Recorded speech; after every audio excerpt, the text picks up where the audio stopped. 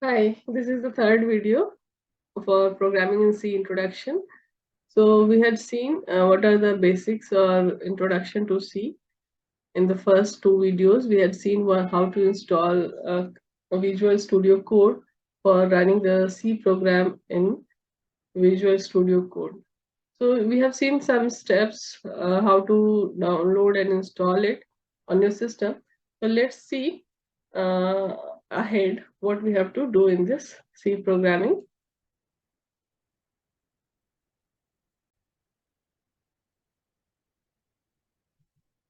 So we have seen in the last video very beginning of the C programming.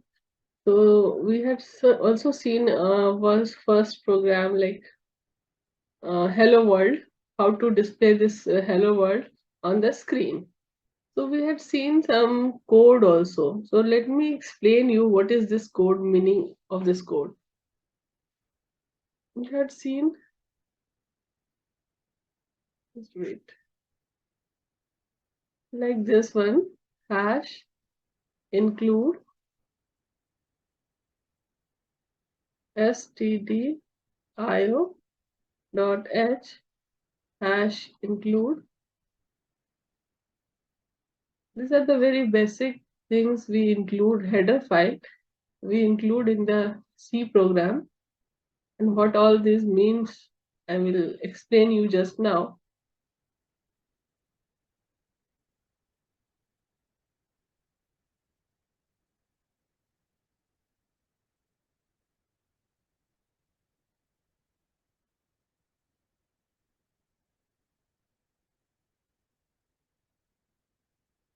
Suppose this is a program for printing hello world on the screen. Okay.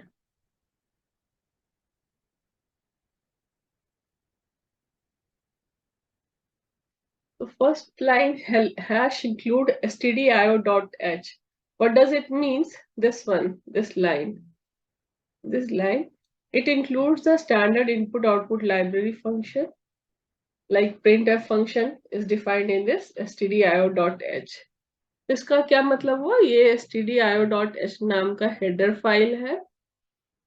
File का नाम क्या है? stdio और dot H क्या हुआ? उसका extension. ठीक है. तो ये जो stdio है इसका फुल फॉर्म होता है standard input output. Standard input output file. और ये डॉट एच डिनोट करता है कि ये हेडर फाइल है, एक्सटेंशन है ये. तो ये हेडर फाइल हम लोग इंक्लूड करते हैं इनपुट आउटपुट ऑपरेशन परफॉर्म करने के लिए. ये जो प्रिंटफ फंक्शन है ये क्या करता है? स्क्रीन पे डिस्प्ले कर रहा है, तो राइट कर रहा है ना. तो इसलिए इसको यूज करने के लिए हमको ये stdio.h हेडर फाइल की जरूरत पड़ती है सी प्रोग्रामिंग में. और उसके बाद है हैश इंक्लूड conio.h. तो ये जो है ये कंसोल इनपुट आउटपुट कहलाता है. कंसोल इनपुट आउटपुट ये क्या है? एसटीडी स्टैंडर्ड इनपुट आउटपुट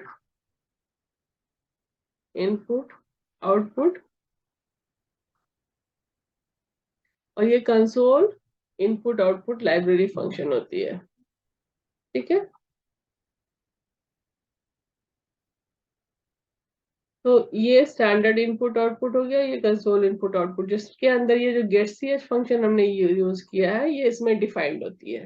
ठीक है. तो ये क्या है? लाइब्रेरी फाइल्स है और हेडर फाइल्स है जिसको इंक्लूड करना होता है अगर हम उनके अंदर जो डिफाइंड फंक्शंस है उसको यूज करना है. तो stdio.h आपको चाहिए प्रिंटफ स्कैनफ.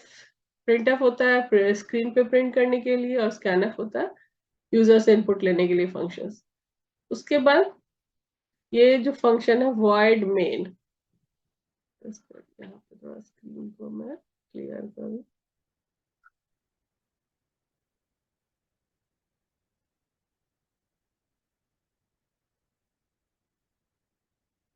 ठीक है. तो अब हमारा जो लाइन आ रहा है, दो लाइनें मैंने बता दी कि क्या है. ये दोनों हेडर फाइल्स है. पहले वाले स्टैंडर्ड इनपुट आउटपुट, दूसरा कंसोल इनपुट आउटपुट और तीसरा जो है यहाँ से आपका जो मेन फंक्शन स्टार्ट हो रहा है. और ये void ये बताता है कि इसका जो रिटर्न टाइप है वो नल है, यानी ये कुछ भी रिटर्न नहीं कर रहा है। और अदरवाइज आप कहीं कहीं पे देखोगे यहाँ पे ये इंट लिखा होता है, मेन फंक्शन में रिटर्न टाइप होता है इंट कहीं कहीं। तो आपको इसमें भी सी प्रोग्रामिंग में भी कोई कोई कंपाइलर में देखिएगा कि आपको वो कहता है कि वहाँ इंटीजर टाइप का रिटर्न टाइप होना चाहिए, तो आपको वहाँ पे इंट डालना पड़ता है। फिर लास्ट में जब हम फंक्शन क्लोज करने से पहले हम एक लाइन लिखते हैं रिटर्न 0। तो ये बताता है कि ये जो है एक इंटीजर टाइप की वैल्यू को रिटर्न कर रहा है। और जब ये हमारा यहाँ पे ये 0 लिखने का मतलब होता है कि ये सक्सेसफुली आपका प्रोग्राम एग्जीक्यूट हो गया, तभी ये 0 रिटर्न करता है। तो यहाँ पे जो मैंने अभी कोड लिखा है उसमें क्या मैं शो कर रही हूँ कि ये क्या है, इसका रिटर्न टाइप वॉइड है।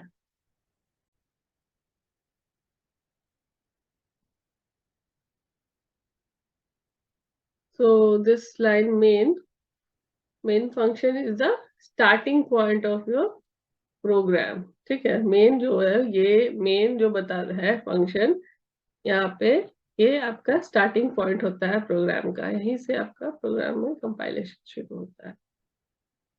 अवॉइड कीवर्ड क्या बता रहा है कि it is not returning anything. ठीक है, उसके बाद ये जो कर्ली ब्रेसेस ओपन हो रहा है और यहाँ जो क्लोज हो रहा है, ये और ये आपका उसका बॉडी होता है फंक्शन का।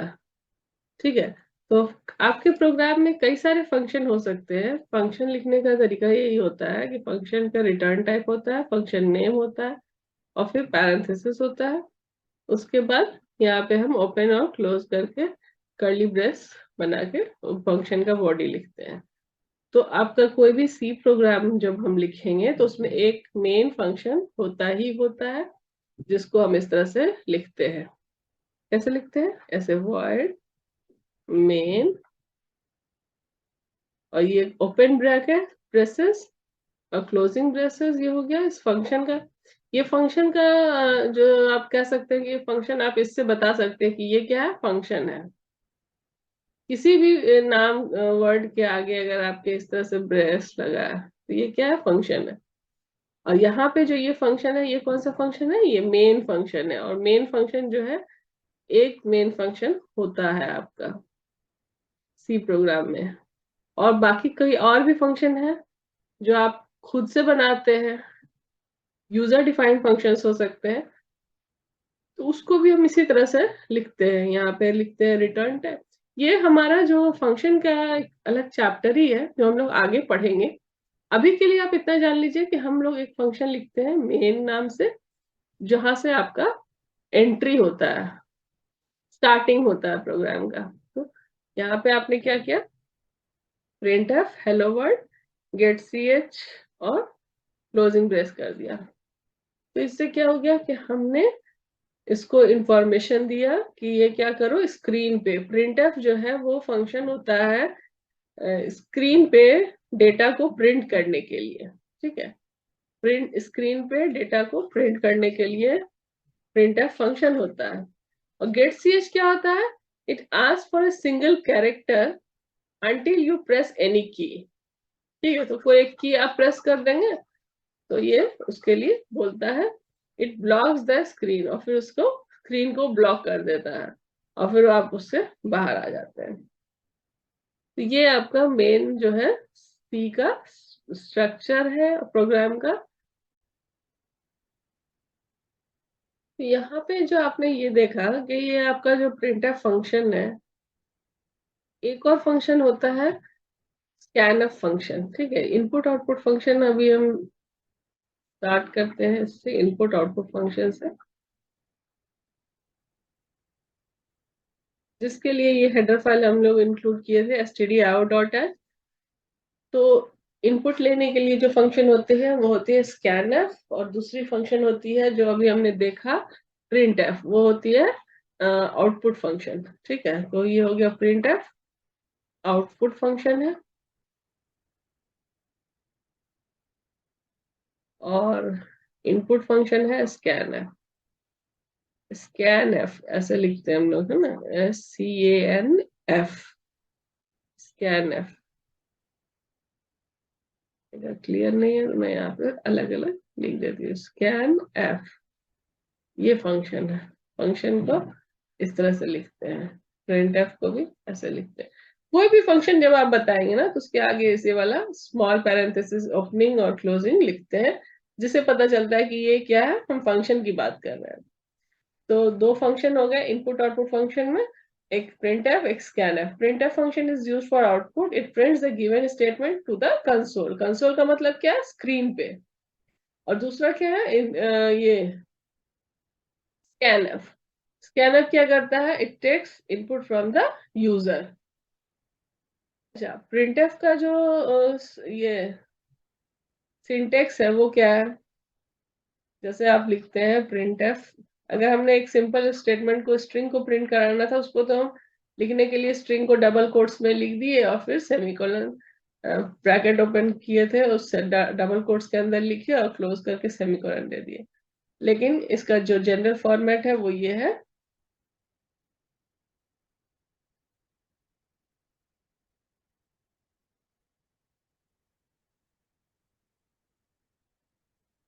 डबल कोट्स के अंदर आपने फॉर्मेट स्ट्रिंग लिखा,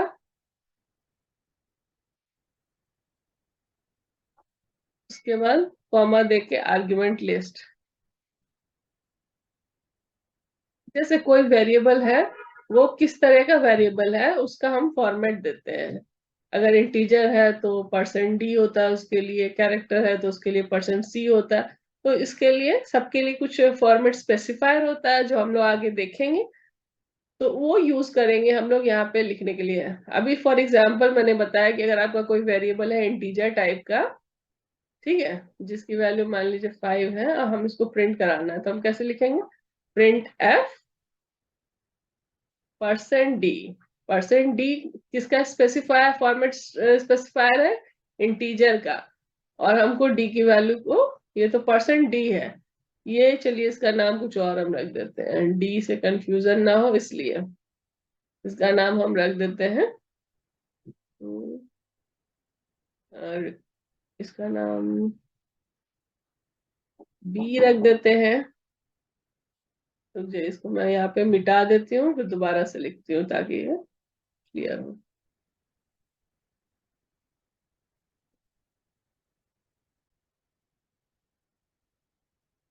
ये हो गया फॉर्मेट स्पेसिफायर इसका, इंटीजर का। और फिर हम उसके बाद आर्गुमेंट का नाम लिख देंगे। आर्गुमेंट मतलब क्या होता है, पैरामीटर्स या फिर वेरिएबल्स का नेम।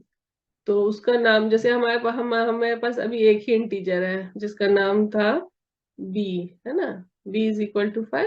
तो यहाँ पे हम b लिख दिए और इसको सेमीकोलन देके क्लोज कर दिए। तो ये जो b है, ये इसकी वैल्यू को यहाँ पे प्रिंट करेगा। अब इसके साथ हम कई सारे वेरिएबल का वैल्यू हम प्रिंट कर सकते हैं, जैसे सी डी ई, मेरे पास कई सारे वेरिएबल हैं बी सी डी ई, तो सबकी वैल्यू को हम कॉमा दे करके प्रिंट कर सकते हैं, लेकिन उसका स्पेसिफायर भी हम यहाँ पे देते हैं। उसको भी हम ऐसे जैसे हमको यहाँ पे दो है, %d दोनों इंटीजर टाइप का है, तो दोनों हम %d देंगे और b, c, ठीक है। और यहाँ पे प्रिंट एफ। अब मान लीजिए कि यहाँ पे ये एक बी जो है इंटीजर टाइप का है और सी कैरेक्टर टाइप का है, तो यहाँ पे हम डी ना देख करके हम जो कैरेक्टर टाइप का जो स्पेसिफायर होता है वो लिखते हैं। तो अभी हम लोग खुद के स्पेसिफायर देखेंगे अभी जस्ट इसके बाद, तो आपको पता चलेगा कि हम लोग और क्या क्या देते हैं बाकी सारे अदर डेटा टाइप्स के लिए। तो ये हो गया आपका सी के लिए। अगर मान लीजिए आपका ये जो है सी कैरेक्टर टाइप का वेरिएबल है, तो यहाँ तक समझ में आ गया कि ये इनपुट आउटपुट फंक्शंस होते हैं, प्रिंट एफ, स्कैन एफ। तो आगे हम लोग नेक्स्ट वीडियो में देखेंगे। Thank you, thanks for watching.